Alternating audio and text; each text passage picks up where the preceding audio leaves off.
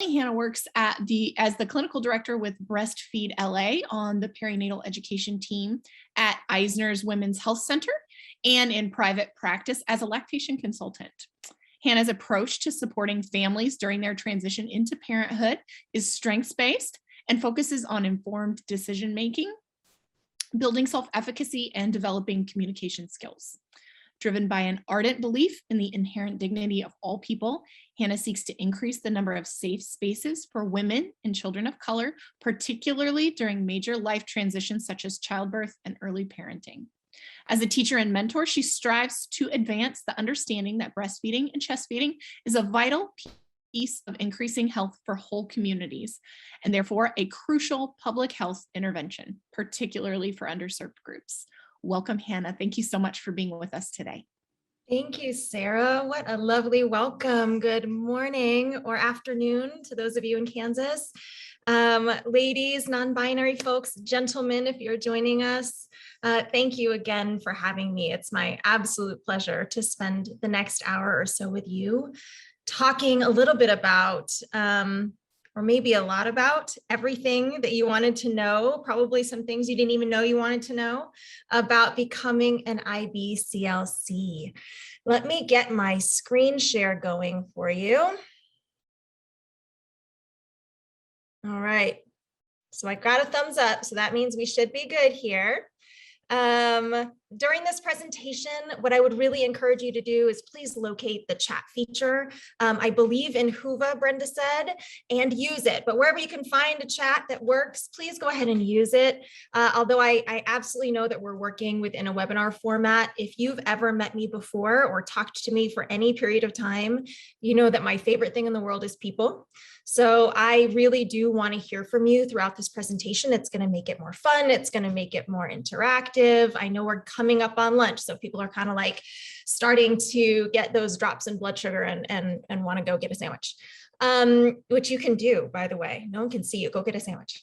As you may have read the slides for this webinar, I'm actually not going to be distributing them. And that's not because I'm stingy, I promise. It's actually because instead of relying 100% on me to get all this information, to package it really nicely for you and provide you with all the notes, what I'd really love for you to do with your sandwich is I want you to try to stay as fully engaged during this presentation as possible. Try silencing your phone. We can close the bedroom or that office door. If you're in a common space right now, you might want to put on headphones or tell the kiddos, the coworkers sometimes who can be even more demanding than those kiddos, that we're not right now, right? So we're going to kind of create a space right now where you can focus, where you can take notes, and you can really step into this community of other people who in one way or another are on your same path. So if you are ready, find the chat, let me know that you are ready to get started as I jump into some of my introduction slides. So Sarah already told you a little bit about me, but I'd really love to let you know a little bit more about who I am and what makes me qualified to talk to you about this. So first and foremost, my name is Hannah. As you know, my pronouns are she, her, and I am an international board certified lactation consultant, or as my very good friend and colleague Lydia O'Boyd would say, I'm a whole IBCLC. Secondly, I am the mother of 4 children. So that includes 3 imperfect and amazing boys and 1 fierce and fully grown daughter. I'm also a grandmother with a capital G to a one-year-old little man. As mentioned in my introduction, I'm also the clinical director for Breastfeed LA, and that is Los Angeles County's breastfeeding task force, as well as on the lactation and perinatal education team at Eisner Women's Health and Martin Luther King Jr. Community Hospital here in Los Angeles. I have been working with birthing and lactating people in LA for the last 14 years, coming up on 15 years. I love my work.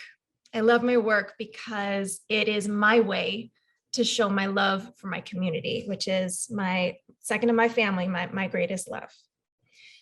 So a little bit about where I came from. This is me in this photo.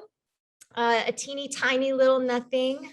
And I'm actually in this photo at my school's culture day. I don't know if y'all had any of those growing up, but I'm doing my very best to rep Vietnam. And while my classmates, I'm sure, put all the chopsticks in their hair that I brought, it is what it is. My family came to America as refugees during the Vietnam War. And soon after, my father met my mother, who was teaching ESL classes in Central California. And the rest is this super cute, eternally optimistic, social justice obsessed bundle of joy that you see before you. Growing up, I was really one of the only Asian people that I knew. I think there could have been another Asian girl a few grades above me, but she was Korean. And despite what many folks say and think, we're not actually all the same, but where we could relate. Where I often found my sense of belonging through my childhood is in my identity as a hyphenated American. And in fact, I'm still most comfortable in spaces where this identity is understood and acknowledged. I moved around a lot when I was in my early childhood. And because of this, I didn't learn to fully read until I was in the 4th grade. So I come from a family of really brilliant people, but I was always a mediocre at best student. And again, defying all racial stereotypes, terrible at math and science. At least at the time, that's what I thought. And so after high school, I attended a 1 year of traditional college. I dropped out. I moved across the country, and I got pregnant with my first son. And it wasn't until I came to LA that I really found my people and my purpose. I was 4 children in, and over 30 when I finished my bachelor's degree. So being referred to as an adult learner always had me really wanting to hide under something or punch someone. But adult learn I did. And in a short time that actually felt like forever, I graduated magna cum laude with a degree in social work. And I am currently a whole hot and heavy semester into a master's in public health degree with a concentration in urban health disparities. And so you may be thinking, why did she spend so much time talking about all of this? Why do I tell you all of this about me? I tell you all this because somewhere in all of that mess and all of that doubt and all of that joy and so many children, I became an IBCLC. And if you can identify with any part of this story, if you've ever thought that you can't, or maybe you don't belong in the trying, then I am here to tell you otherwise. So let's just get this part out of the way. You belong here if. You belong here if you want to be here. Okay, so it's simple as that. For many of us, the feeling of not belonging in a space is so much more familiar than the feeling of belonging. And if that is you, today, we're not going to wait for any invitations. We make this space together. So if you showed up, guess what? You belong. You belong here if you identify with a marginalized or vulnerable community. Dominant culture is overwhelming. So whether you identify as a woman, as gay, trans, queer, Black, Indigenous, a person of color, maybe a person with a disability, any combo of the things that I mentioned, any combo of the things that I forgot, you belong here. So there is a power in authenticity. And you can't truly have authenticity without vulnerability. So if you identify with a quote unquote vulnerable community, I want you to bring it because there is a power that only vulnerability knows. You also belong here if you are willing to invest in yourself. So this journey has got to begin with a big fat yes to you. And this means a willingness to really love on yourself, to be kind to yourself, and really to enjoy yourself in this process. If you want something to be sustainable, guess what? It has to be enjoyable. Otherwise, it's not going to be sustainable. Okay. And lastly, you belong here if you're willing to take all of that investment in yourself and turn it into an investment in your community. When we love on ourselves and we fill ourselves up with all we need, it actually is pretty easy to love on others. So many people pursue this line of work, right, with parents and babies out of a sense of duty. And if that's you, I am really going to implore you to reconsider. Whomever it is that you have privilege to meet along the way in this lactation education journey and beyond, they really don't need selfless help. What's really needed in this work is your whole entire you, filled up, brimming over with love. And so we come to this work really self-full, not selfless. All right, everyone. So now that we've established all of that, and I'm moving quickly because I only have an hour, we can really get to the meaning of it. And I'm seeing you in here in the chat. Thank you so much for jumping in. Please keep it coming. I will be checking it. I really do appreciate that. All right. So with most how-tos, folks start off at the beginning, right? So you do A, you move to B, you go to C, D, etc. You're done. But today we're actually going to do the opposite. Okay. So we're going to start off all the way at the end. We're going to start off on the day that you received this letter. Dear you, congratulations. I'm pleased to inform you that you have passed the IBCLC examination for lactation consultants, and you are entitled to use the designation International Board Certified Lactation Consultant and the letters IBCLC after your name.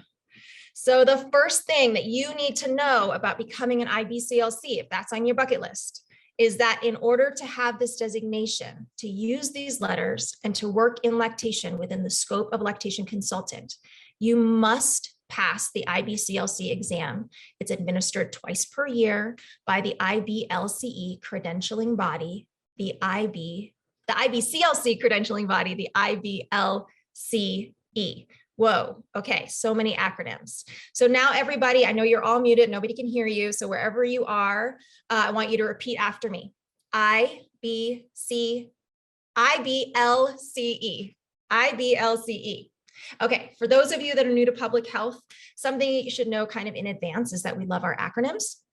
You really can't get 4 hours into a day in public health without hearing 17 acronyms, all of which will confuse you, and most of which sound the same but mean something completely different. So while you're digesting all of that alphabet soup, if your goal is to become an IBCLC, you need to know, memorize, and repeat in your sleep the following acronym. So one more time, we'll just say it out loud since I kept saying it wrong. IBLCE, and that stands for the International Board of Lactation Consultant Examiners. This is our credentialing body. So this is not our credential, but it is the group of people who bestow it upon us, right? So we're going to think about this like it's the king, it's the castle, the judge, the jury, boss, right? Cool kids table. You need to know them, and you need to know where to access information distributed by them. So I said this presentation was going to be a little interactive. And so if you're up for it and you're not juggling a ton of things, what I'd love for you to do right now is go ahead and open another browser on your computer, on your tablet, your phone. You might be watching on your watch. Don't open something else on your watch. It's too small. But wherever you're listening from, don't worry, it's not going to close or stop the webinar. I'm still going to be here. But what's important right now is you take a moment to really put in your muscle memory, visiting the IBLCE website. So you're going to go right now, you're going to open the browser and you're going to type www, and I think someone brilliant, Sapphire, the most brilliant, put it in the chat for you, IBLCE, so you don't have to type it, but maybe you should just to remember it and hit enter. Once you're there, I want you to bookmark it. Okay, I want you to bookmark it in your preferred browser. If you're planning to become an IBCLC, you need to have this bookmarked. If you don't know how to do that, you're not going to let it fluster you in this moment because you're going to try to be present. So we're going to take a deep breath. We're going to skip it, but I want you to leave the page open. When we're done for the day, call your kid, your nephew, your niece, any of our Gen Zers, right? Our little Zoomers, they're going to show you how to do it. They're going to do it while they're like eating a sandwich, making a beat, watching Netflix all at the same time, right? Or little tech savvy ones. What you're going to find on this website, if you dig deep enough and you read long enough, is all the technical information that you need to achieve your goal of becoming an IBCLC. And in the many years that it took me to achieve this credential, I spent countless hours combing through this website. And now that I'm a teacher, I spend countless hours on this website because, like all good things, it changes. So you like it, you love it, you hate it, it's what we've got. So we might as well use it to the best of our ability. Now, just because it's there doesn't mean it's easy to understand, and that's why I'm here. So since the time I was that tiny, teeny faced little boo sharing fried rice with my class at Culture Day, I know that I love to teach. I believe that there really isn't anything out there that we can't understand if only we can kind of access it in a way that makes sense to us, in a way that really hits us in our bodies and resonates with our experience. So we're going to get to a little bit more of that. Now, you need to take and pass an exam. You know the folks who the folks are that administer and score that exam and where to find them. And now we're going to take a look at how we become eligible for the privilege of sitting for that darn thing. Okay? All right. So there are 4 basic requirements that you have to meet in order to become eligible to sit for the IBCLC exam. Requirement 1 is to complete the required health sciences. 2, we are going to take 95 hours of lactation specific education. 3, you got to get your practice on with between 300 and 1,000 supervised clinical hours, depending on your pathway. Don't worry, we'll talk about it. And 4, I just call this don't be a jerk. You want to make sure you adhere to the code of professional conduct at all times. I hope this is the easiest one for you. We're going to spend some time on each one of these, okay? And yes, I'm going to move through these quickly. Again, we only have an hour. I want to make sure we have a little bit of time for questions.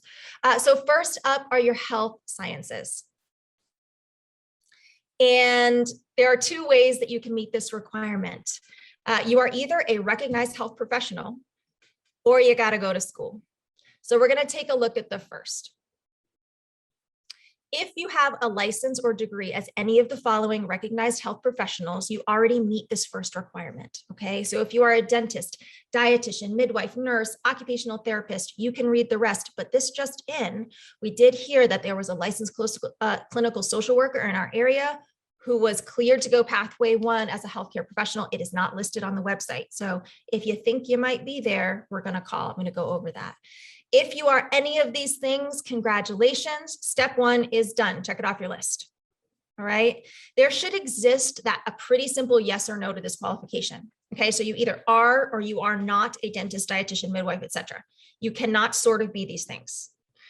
You definitely can be on your road to completing school, of course, but you are either done or you are not done. And done is the status that you are going to need to meet this requirement in this way. So if you're still not feeling recognized, and I know all of you are smart and smarty pants people always have a but what if, I'm not going to lie to you, they do exist. So if you believe that your profession should be recognized on this list and it's not, then guess what? You actually get to fight that good fight. And just like the MSW, LCSW that I told you about, you can petition the IBCLC to have it recognized. So you would do this by scrolling all the way down to the bottom of that page on that golden IBCLC website we talked about. I want you to find the phone number and the email address for the country or area that serves the country that you live in. So most of you are calling from North America. I want you to call, I want you to email, and I want you to call again. And then only second to getting your answer, you're going to immediately email me so that I can update this presentation, okay? But let's say you're not. Let's say you don't want to be, you can't even imagine, like it's never going to happen, any of those recognized health professions. Then what do you have to do? Well, there really is like no way around it. You have to go or go back to school. So yes, even if you have a master's in modern dance, a doctorate in cosmic radiation, or like most of you on the line, you're like a licensed clinical badass, no way around it. You got to get classes done.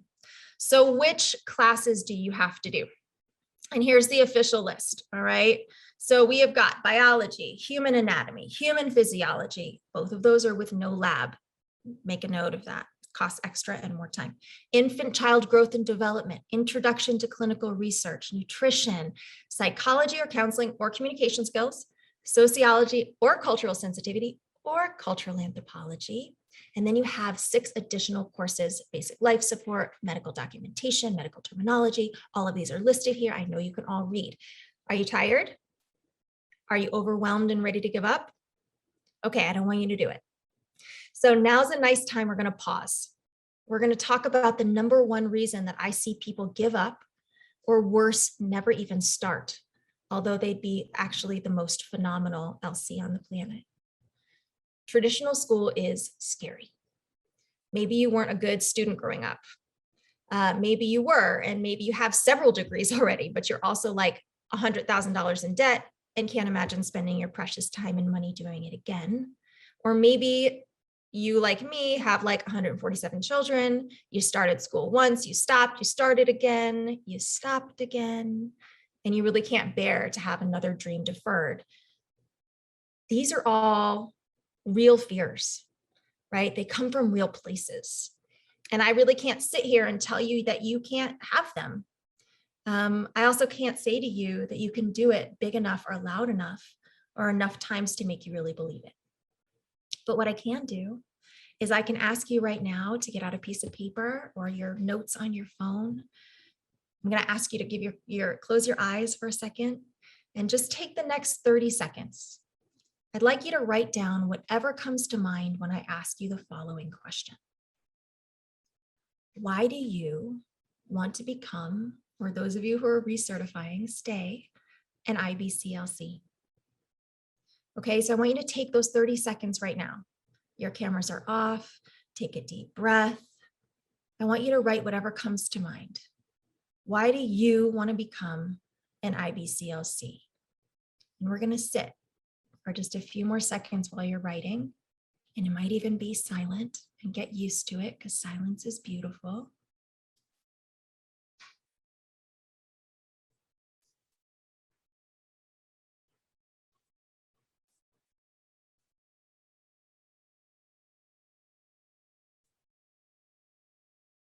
Okay, so our time is up. I hope that you dug deep a little bit. If you didn't, or maybe you just need more time, or you can't quite put words around it right now, that's all okay. But here's the thing. When we do hang up today, I'm going to ask you to go back to this. Okay, so get out that piece of paper. And even if you just wrote the question down, write it down. I'm going to need you to do this exercise as many times as it takes to really distill out what your truest intentions are. And then I'm going to need you to write them down on a big, fat, permanent marker, and you're going to hang them on your wall. And why am I asking you to do that? Because one thing I know for sure about this is that your why must be bigger than your fear. And setting this intention right from the start is going to guide every outcome along the way. So when you sign up for that first class and you're terrified to attend, you're going to focus on your why. When you have that first research paper due, and the last one that you wrote was like 16 years ago, you're going to focus on your why. Okay, when you take out a second loan and your family all think you've lost it because you already got a good job, focus on your why. If the kids don't go down till 9:30 that night, you're kind of staring at that coffee maker like it's the answer and the problem all at the same time. I want you to focus on your why. Okay, because I know that your fears are big and real. I had them too. And I also know that your why is bigger and realer. So we're going to just put that where it belongs. Okay. So now that we've tackled that, we're going to take a look at this handy dandy infographic from our favorite organization, the IBLCE. And as you can see here, what we've got those 14 health sciences, and they're broken up into 2 categories. The section on top include the, biology, human anatomy, human physiology, et cetera, we're going to call this group your university classes. Okay. The section on the bottom include that basic life support, medical documentation, terminology, et cetera. We're going to call those your extra classes. Okay. So we've got university classes, your extra classes. As you can see for your university classes, there are 4 requirements. Each class has to meet in order to count. So each course must be completed at or with an accredited institution of higher learning. You must pass the course. So you're not going to tell my kids this, but yes, in this case, C's do get degrees. The course has to be a minimum of 1 academic credit in length. So we're going to pause here because what the heck is an academic credit? Well, this is really that broad term that's used by the IBCLC to include all the different terms used throughout the world for an academic term. So if your school uses semesters, your class is to be a semester long. If it uses trimesters, it has to be a trimester long. Whatever way, it has to be a full college class. All right. So some more notes on this that you need to jot down. Any exam that you take, such as the CLEP or the DSST, whether it's transferred to a school for credit or not, if it can be transferred to a school for credit, okay, then it counts. So you just have to show that you passed it. Courses that are recognized by ACE credit or any equivalent college credit equivalency service, all of those are going to be accepted as being from an accredited institution as well. So you're going to look for those. A lot of them are online. Additionally, there are some, if you are military personnel, you can actually sometimes get credit for some of the courses that you took in training. You do need to have transcripts ready for this. If you took classes in high school, right? Some of us were taking some of those AP classes in high school if they're eligible for college transfer. So maybe like AP psychology. I know they had that at my high school. You can use this as your Psych 1 in college. Okay, so it counts. If you have taken more advanced courses in a subject, but maybe not that exact 101 course that's listed, all of those are going to be accepted as well. And lastly, I think I mentioned this earlier, you do not have to do the additional lab component unless you're planning to go to nursing school to any of these courses. Okay, so I hope we're kind of happy dancing at this point. There are so many ways that we can get this done. We sometimes have to be creative as adult learners in order to get to the places that we want to be. So what kind of all of this means is that, yes, there really is important information that you need to know as an LC. And some of that's learned through college classes, but there's actually a ton of ways that you can get that information and make it count towards your certification eligibility. So now we're going to address that last component of this grouping, right? The content must be on the subjects listed in the Health Sciences Education Guide. So if you haven't already figured it out, I'm not actually making this stuff up. I try hard not to do that in general. I actually have a source to back up all the wild claims that I've just stated about your health science requirements. And that is the IBCLC Health Sciences Education Guide. And you can find that on, you guessed it, the IBCLC website. And this guide is where you get each one of those required health science courses broken down by subject, including accepted content, example course names, and most importantly to me right now is some totally above board shortcuts. So if you are somebody on the line right now and you are just starting out, you're right at the beginning of your journey on completing all of your health science requirements, I want you to listen to the following very carefully, okay? At the time of this presentation, the IBCLC has officially stated that the following single courses can be combined into several requirements, okay? So human biology, that's the name of the course. This course all by its lonesome, it's going to meet the requirements of the anatomy, physiology, and biology. So just in case you're still in shock, that's 3 whole courses for the time and money of one course. Pretty good, right? Okay. The next one here is developmental psychology. Now this course will meet the requirements of infant and child growth and development and psychology. Okay, so let's say you're somebody that just hasn't completed any of your coursework yet. Now with all of these kind of legit fast passes, instead of 8 classes staring you and your life down, all you need to do is Sociology 101, which is awesome, nutrition, vital, stats, unavoidable, human biology, and developmental psychology. And that's doable, right? I want everyone nodding, even though I can't see you. Yes, it's doable. It's absolutely doable. You can do it. And so now what we're going to do is we're going to just touch really quickly on what we're calling those extra courses. And why quickly? Because that's how fast you can get them done. Okay, these courses can be completed with any institution of higher learning or continuing education provider. They're often offered at your place of employment and or can be easily found online. Many organizations that are offering lactation education are selling these courses now in like a bundle that is, honest to God, like less than a pair of Jordans. So a quick Google search is going to lead you to these gems. You're going to find them, you're going to take them, you're not going to stress about them. A last note on these, your health sciences here, they do have to be completed prior to submitting your exam application. And that means any time prior. So 20 years ago, they count. After your lactation educator course, they count. During your clinical hours, any time prior to submitting your exam application. Just be sure that you have those transcripts or certificates of completion, just in case you get audited, okay? We're moving along here. I promise I'm going to take questions at some point. Okay, on to something a little bit more fun. All right, let's talk about requirement 2. The second requirement for exam eligibility is obtaining at least 95 hours of lactation-specific education. 5 hours of those have to be communication specific, because as a clinician, remember, it doesn't matter what you know. If you can't communicate that knowledge to your patients and your colleagues or to the general public in an effective manner. So where you get those 95 magical lactation goodie hours, where do you find those things? Well, across the US and at least 5 additional countries, there are like these lactation education providers that are offering comprehensive lactation education courses. When you're combing through these courses, you're going to want to look for a few things, okay? So number 1, you're going to want to make sure they touch on all areas of the IBCLC detailed content outline. Where do you find that? Guess where?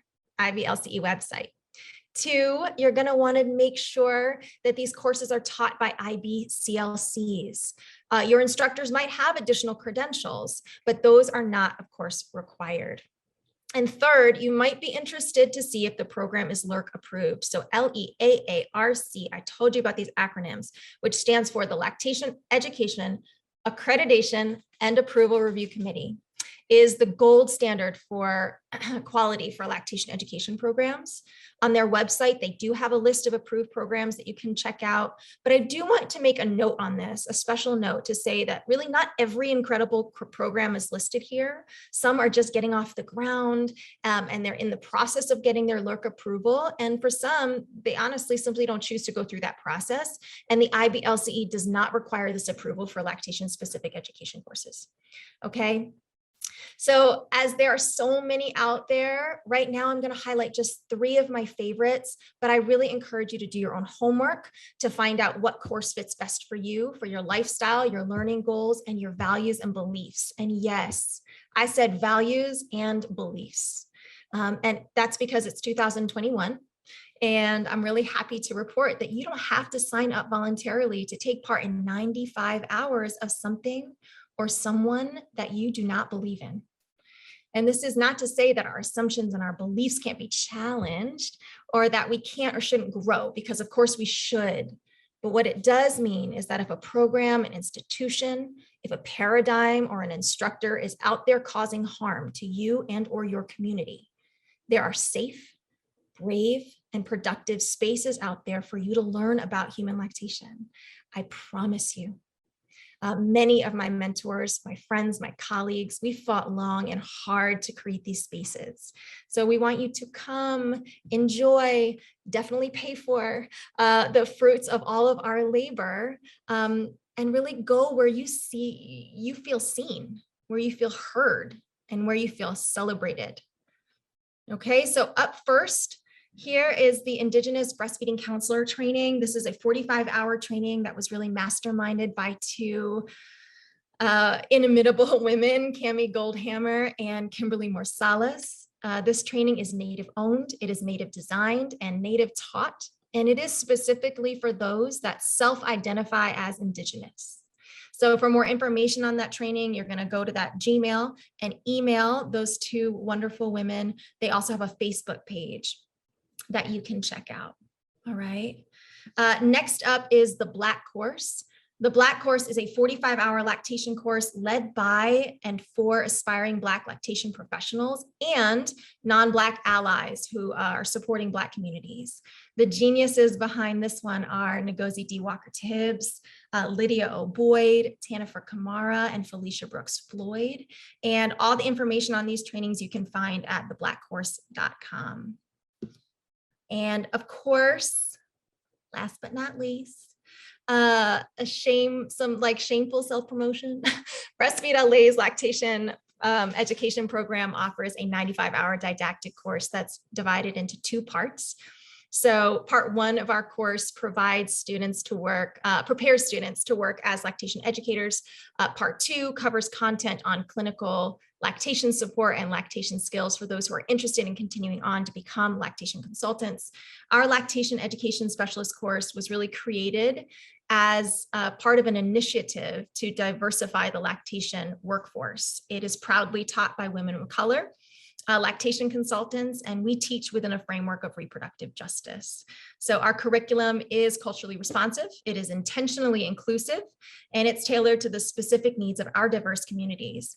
And in fact, I'm pretty sure we have at least one graduate. I know we have at least one of the course that's on the line with us today. So they can tell you a little bit more about the course in the chat so you can get a better feel for it. But we have our next educator class coming up in January of 2022. We're currently in one now. And of course, you can find information on our website. And there's me, the last time we all met in person, which was a long time ago. But as you can see, it's really programs like ours and Cammy's and Kim's and Lydia's and Ngozi's, Tanifer's, Felicia's. They really make my geeky little heart soar. And so if you haven't taken your classes yet, I really hope that you find a program that makes you feel the same way. Okay. Some important things to know in regards to eligibility are that your lactation specific education hours, those do expire. These 95 hours, they have to be taken within the immediate 5 years prior to the date that you apply for your exam, not your exam date, but the date of your application. So if you're already a lacto nerd, you just need to you just go to every conference under the sun and every webinar and every seminar that's put on by continuing education providers that are eligible and approved to provide continuing education recognition points or CERPs. Remember, you can actually use those hours as well towards your education hours. So you're going to want to keep all your certificates, go back through them, add them up. Maybe you took your educator training 10 years ago and you can't stand to think about going to another one, even though you 100% should because it was 10 years ago. But if you can't stand it, it's possible that all those continuing education hours are going to line up really nicely with the IBCLC detailed content outline that I talked about, and you might want to check. All right, we're going to get into the last part of things. I'm going to try to barrel through this so that we have time here. But we've covered the first 2 requirements, your health sciences and your lactation specific education. And the third requirement to ensure eligibility to sit for the IBCLC exam is to complete a certain number of clinical practice hours.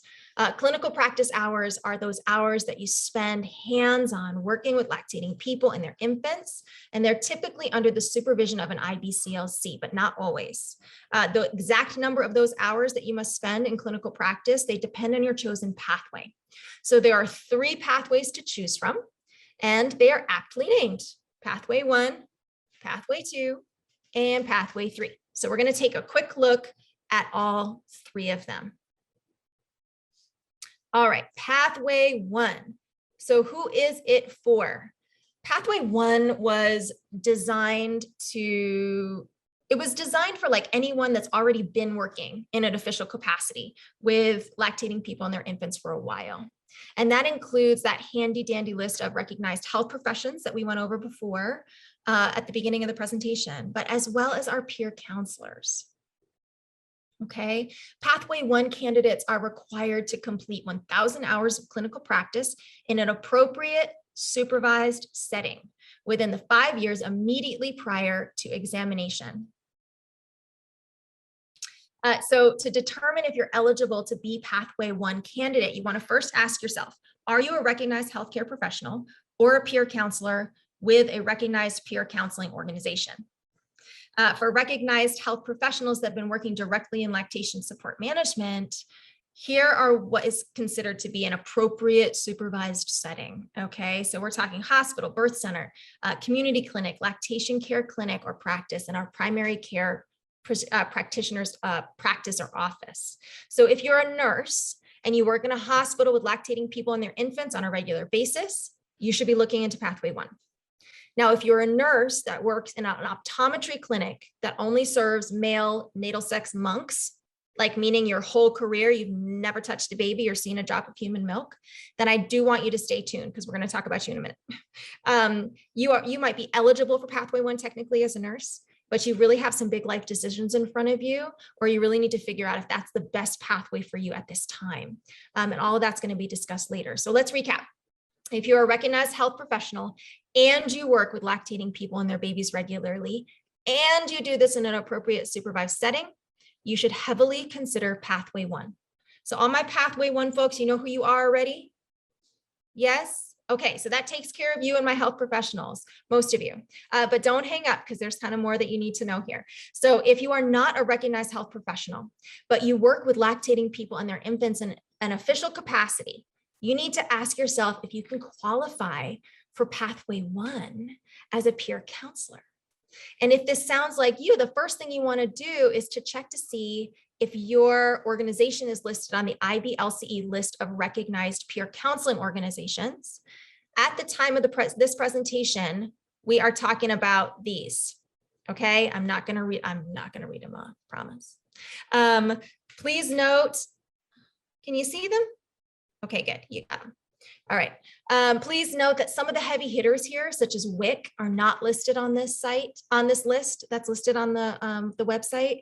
This does not mean that you are not eligible as, for example, a WIC peer counselor. I personally known many WIC PCs that have sat for the IBCLC exam under Pathway 1 eligibility. So what you have to do if you don't see your organization listed on this slide is you want to check the following about your delivery setting, okay?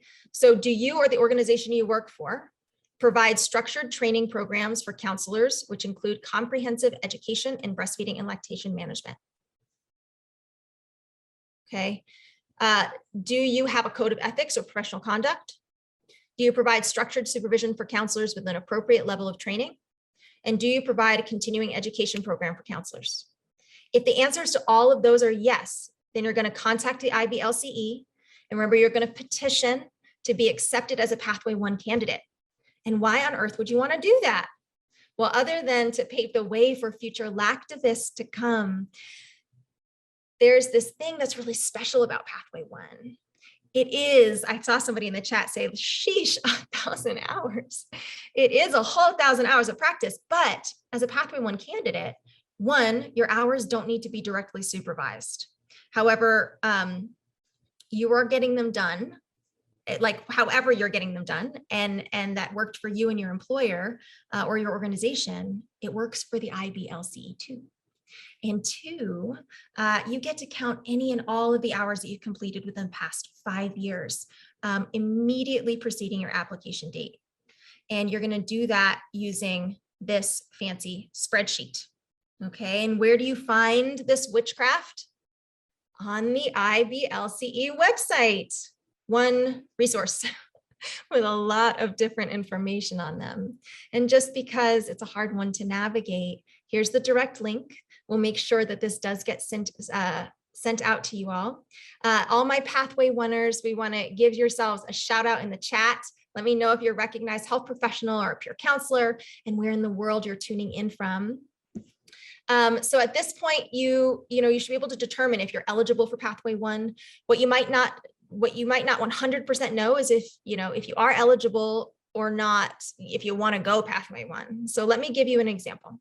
If you're a registered dietitian who just finished school, and prior to completing that master's degree, you worked at a nail salon, during your clinical rotations, you worked with infants, but like for 1 week during your WIC rotation, you're eligible for Pathway 1, but you have not at all in the past 5 years worked in direct breast or chest feeding management. You just got a job serving like a geriatric population because rent, In this scenario, there's no previous experience or future opportunity to obtain clinical hours. In a scenario like that, just because you're eligible for Pathway 1, because of the number of hours that need to be completed ahead of you, Pathway 1 might not be the best option. So depending on individual goals and capacity, you really want to think about whether Pathway 1 is right for you. As of January 2022, that will be coming up so soon, Pathway 1 candidates are required to count those 1,000 hours on an hour-for-hour basis. So prior to that, this past year, Pathway 1 candidates got to log up to 500 flat rate hours per 12 months. But for all of our newbies, those of you who are thinking about starting this coming year, this has changed.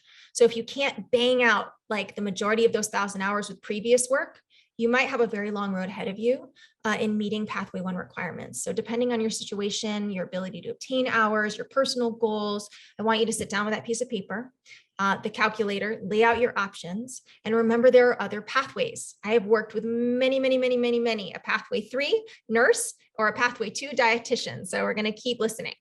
All right, we're almost there, I promise. So with Pathway 2, Pathway 2 is likely the most straightforward of all the pathways, which is also likely why you've met so many IBCLCs that have chosen it. It's also the pathway with the fewest number of clinical hours. There's only 300. Pathway 2 is what we call the university program pathway. This would be a lactation program that's housed at a university, offers both the didactic and the clinical pieces of eligibility. Programs that qualify for Pathway 2 have to be accredited by the Commission on Accreditation for Allied Health Education Programs, CAAHEP. There are currently 10 of these programs in the United States. I'm not going to go through them or recommendations on these, but I will tell you a few things you want to consider. One, your health sciences. Almost all of these university programs are going to require you to have all of your health sciences completed prior to starting the program. Two is cost. Costs for university programs are going to be up there, just like the cost of university. So some allow you to apply for financial aid to cover those costs, some don't. I'm not a financial advisor. I'm not even really a savvy consumer. But what I do know is that piling on an additional debt is a decision with a capital D. So make sure that this one is an asset to you, not just another liability. And you're going to want to consult with someone before writing that check. Okay. Number three, you want to get real and recent feedback. So there's no better way of getting a feel for a program than to ask people who completed that program that you're looking at. If you're considering Pathway 2, a Pathway 2 lactation program, please don't sign up until you have spoken to, texted with, DM'd a real live human that has experienced this program firsthand and within the last year. All right, programs shift, right? Hello, COVID. So you might not want to go on the word of a decade-old graduate, even if they're wonderful. You want to ask questions like, how much time did you spend on homework outside of class? Were you able to ask your instructor questions about topics or scenarios that you didn't understand? Is instruction live? Is it in person? Is it remote? Is it recorded? Where were you placed for your clinical hours? Did you get to choose the location? Did you have an input on the schedule? Were those clinical hours remote or were they in person? Every one of you has this different, beautiful way of learning. So you're going to ask those questions and it's going to help you figure out what learning modality is best for you. Moving forward, last but not least, I did say it, we need to talk about the final and possibly least chatted about pathway of all, which is Pathway 3. Pathway 3 is what I call the mentorship pathway. This pathway requires you to complete 500 clinical practice hours. Those are directly supervised by an IBCLC mentor. It was designed for folks who know folks. So if you are someone looking to become an IBCLC, if you know an IBCLC, they like you, they're willing to take you under their wing. You set up this mentor-mentee relationship. You spend 500 plus hours getting together, laughing, loving on families. Boom, clinical hours are completed. Except there's kind of slightly more to that. So we're going to take a look at some of the details. Number one, the most difficult detail to tend to about Pathway 3 also happens to be that kind of make it or break it detail of the whole situation. You have got to find a mentor. So while the lactation field is like oozing kind-hearted clinicians that are dying, I'm sure, to pass on their wisdom to the next generation, establishing that mentor-mentee agreement that is mutually beneficial can be really challenging. So there has to be that willingness on part of the mentor. But once you've established that, you also have to establish access to hours.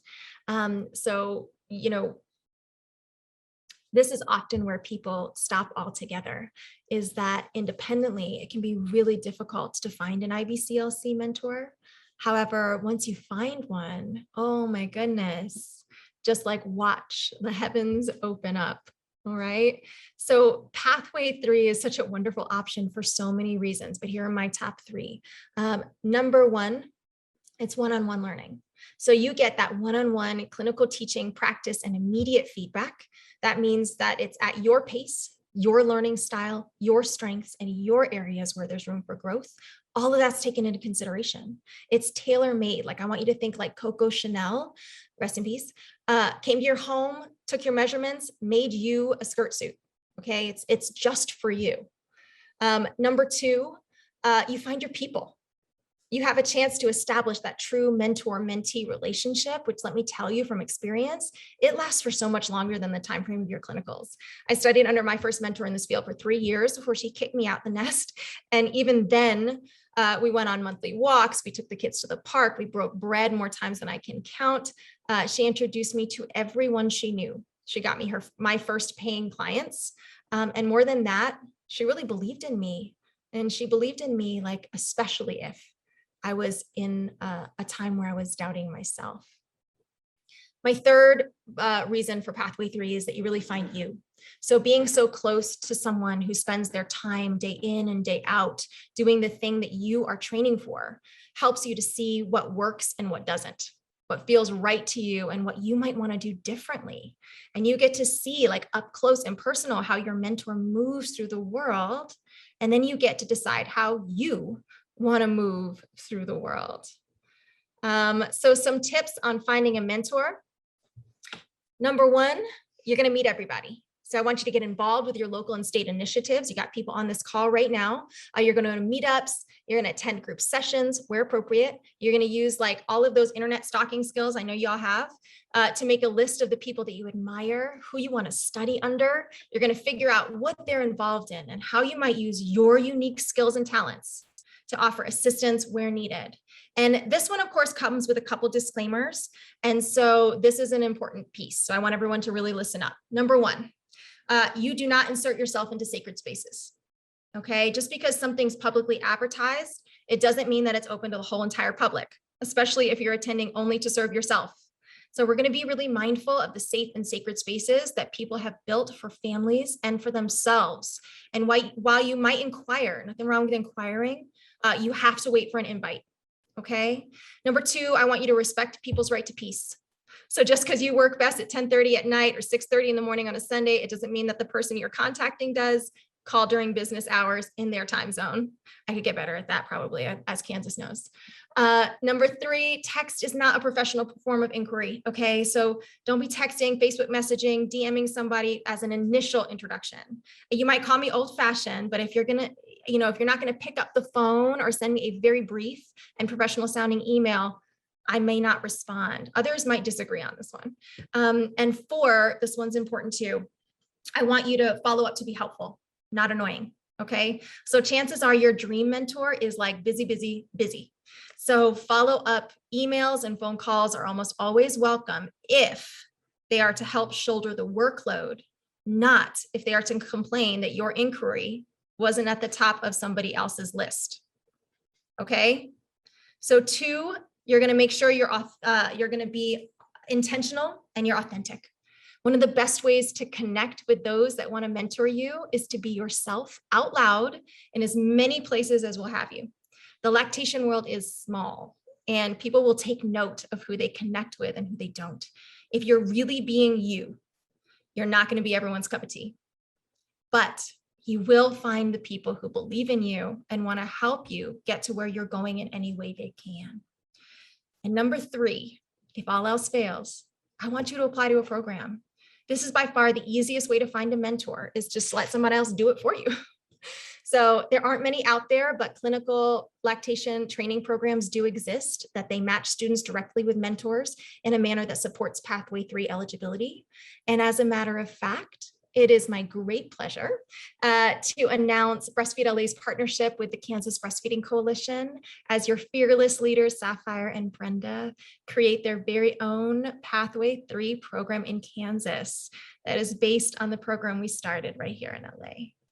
And so this is really shaping up to be a phenomenal clinical training program. So I want to give a big shout out to Sapphire and to all the clinical students out there that are changing the world one teeny baby at a time. There's a couple more things here. Brenda, do I have just like a couple more minutes? Yes, okay, cool. I promise I'm trying to talk really quickly. Okay, so a couple of things now that we've addressed finding a mentor that are about Pathway 3, I would be 100% remiss not to mention while I have you. Number one, you can't just go Pathway 3, you have to apply. So after you find your mentor, you must have your Pathway 3 plan verified, accepted by the IBCLC. And this is a form that you can find on their website. It's a $100 application fee that you submit all at the same time. And at the time that we're doing this presentation right now, it's going to take them about probably a few weeks, 2-3 weeks, maybe longer to respond back. You need to plan ahead.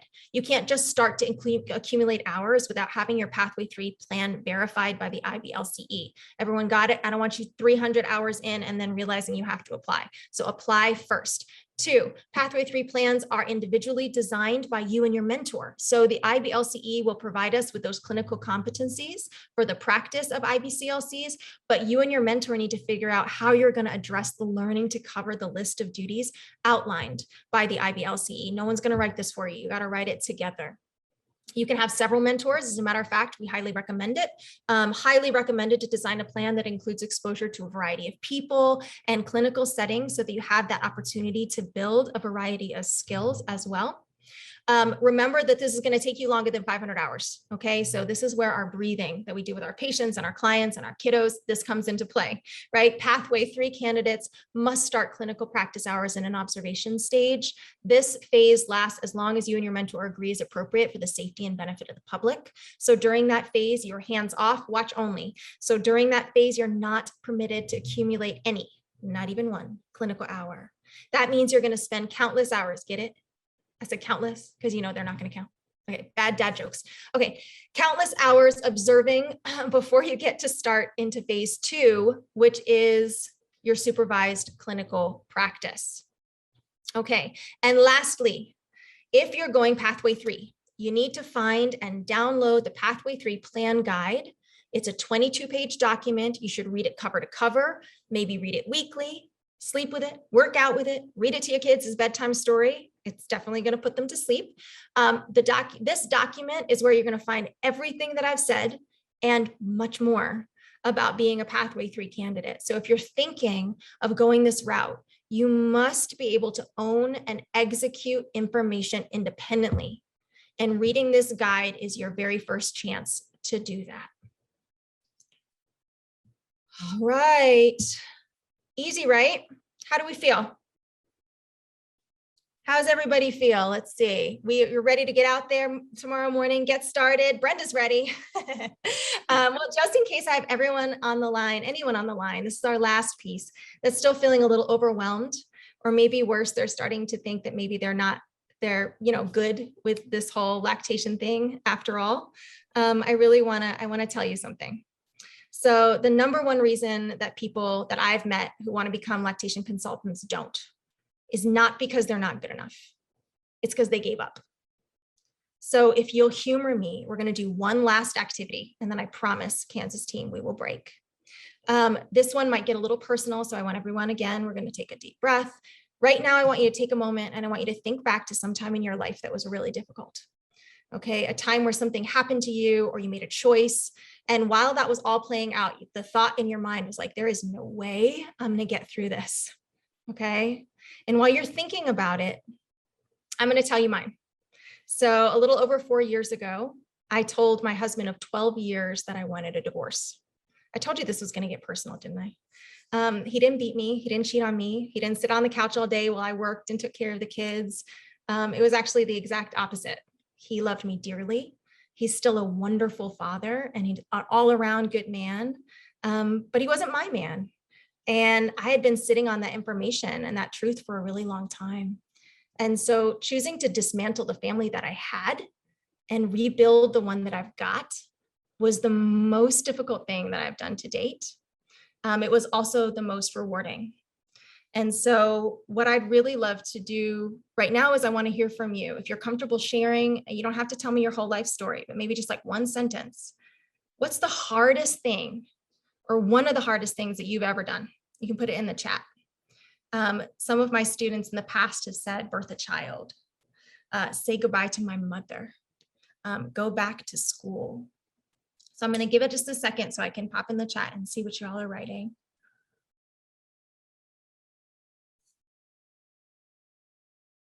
Oh, survived the death of my baby.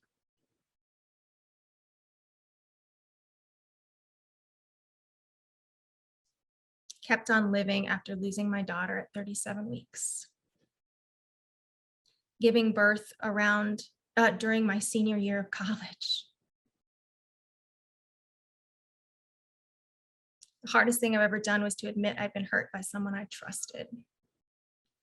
So keep them, you can absolutely keep them coming, but I know that we're on a time crunch. So what I want to say is those are all really real and hard things, and you did them, right? Collectively, we have recovered from hurt and rebuilt trust. We have moved past the loss that's more unimaginable than anything we can possibly think of. We have left love, we have found love. These are some big monsters that we've taken to task. And we're all still standing. So when you think about taking a few classes, when you're thinking about like getting to love on a few hundred babies, I want you to remember what it felt like in those moments and also what it felt like right after. Because becoming an LC is hard, but from what I see on this line, we can do hard things. Okay, so, my hope is you had a huge aha, or maybe at the very least, you found something in this presentation that made your life easier or filled you up in a way that it hadn't before.